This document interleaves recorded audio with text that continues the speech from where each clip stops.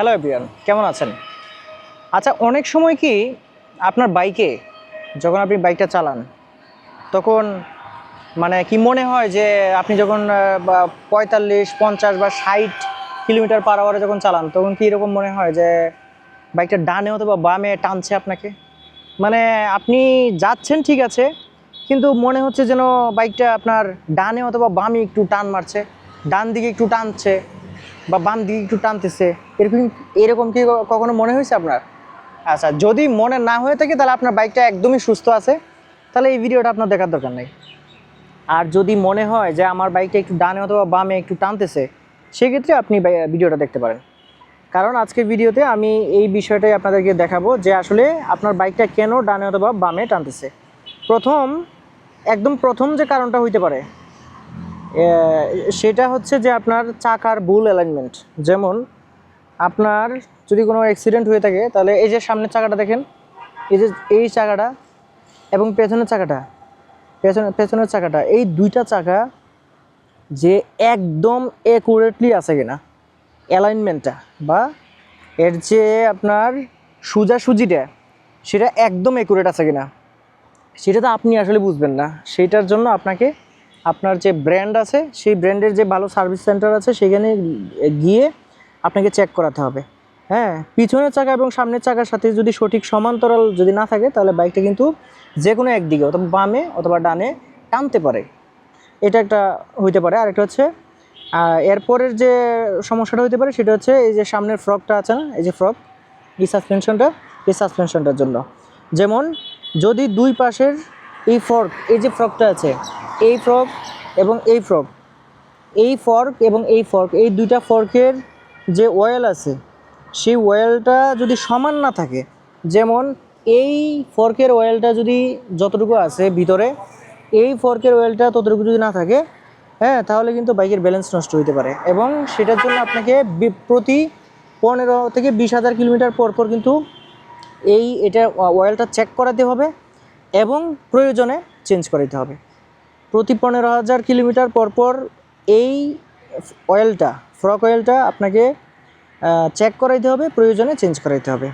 আচ্ছা, এরপরে হচ্ছে বল রেসার তো সবাই চেনেন। বল রেসার হচ্ছে এই যে এই জায়গাটা, এই জায়গাটা। সো বল রেসারে যদি সমস্যা থাকে তাহলে একদিকে টানতে পারে, হ্যাঁ, স্টিয়ারিংয়ের সমস্যা যদি থাকে আর কি।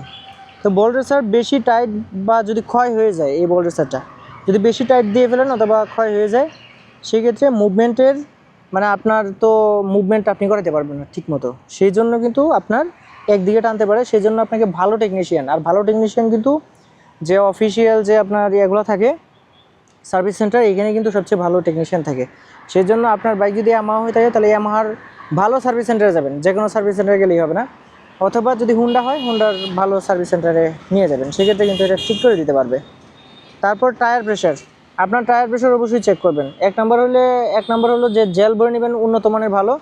2 নাম্বার হলো টায়ার প্রেশারটা ভালোভাবে চেক করবেন। যদি টায়ার প্রেশার আপনার ঠিক না থাকে বা আপনার যে মাপ দেয়া থাকে, এক একটা বাইকে কিন্তু টায়ার প্রেশার কত হবে সেটা কিন্তু দেয়া থাকে, সেটা যদি আপনার ঠিকমতো না রাখেন সেক্ষেত্রে কিন্তু যে কোনো একদিকে টানতে পারে ভাই। সেই জন্য আপনার টায়ার প্রেশারটা অবশ্যই 2টা টায়ার প্রেশারই আপনি খুব ভালোভাবে চেক করবেন, ঠিক আছে? এরপরে আসেন বাইকের চেসিস। এটা কখনোই বাঁকা হয় না যদি আপনি না মানে এই অ্যাক্সিডেন্ট করেন। অ্যাক্সিডেন্ট বলতে কীরকম, কোথাও যদি খুব জোরে ধাক্কা লাগান কোনো কিছুর সাথে, সেই ক্ষেত্রে বা কোনো একটা অন্য গাড়ির সাথে যদি মাইরা দেন, মানে ধাক্কা লাগার ফলে বা যে অ্যাক্সিডেন্টগুলো হয়, এই অ্যাক্সিডেন্টের সবচেয়ে বেশি আপনার এই যে চেসিসটা মানে ইয়া হয়ে যায়, বাঁকা হয়ে যায়। চেসিস তো আশা করি আপনারা জানেন, মানে বাইকটা যে বস্তুটার উপর আসলে দাঁড়ায় আছে, মানে ফিটিং করা হয়েছে, এটাই হলো চেসিস আর কি।